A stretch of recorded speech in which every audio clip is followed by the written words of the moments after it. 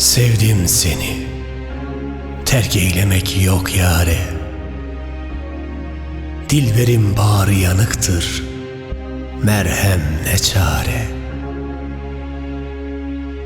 Feri kalmamış gözleri güldürmek ne çare.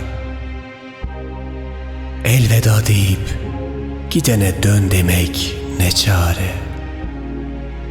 Gönül bülbülü olmuş ötüyor yardan yare. Sesimi duymayan yare konuşmak ne çare. Aşığın gözyaşları aşka tanıktır. Tanığı sanık sananlara ne çare. Sabreyle gönül aşkın bahtı açıktır.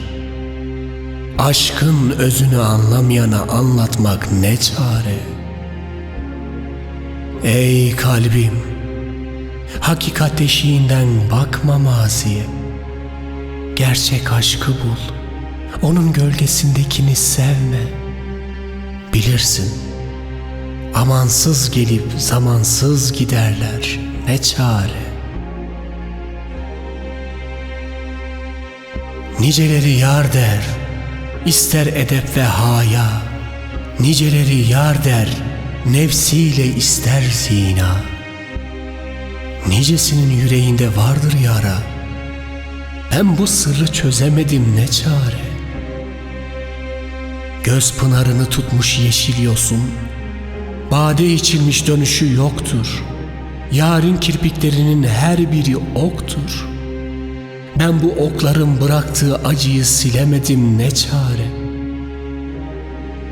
Nehirler gibi giderim deryayı bahre. Bambaşka oldu bedendeki çehre. Sırrı ezel oluyor gözlerde perde. Bu perdeyi açanı bulamadım ne çare.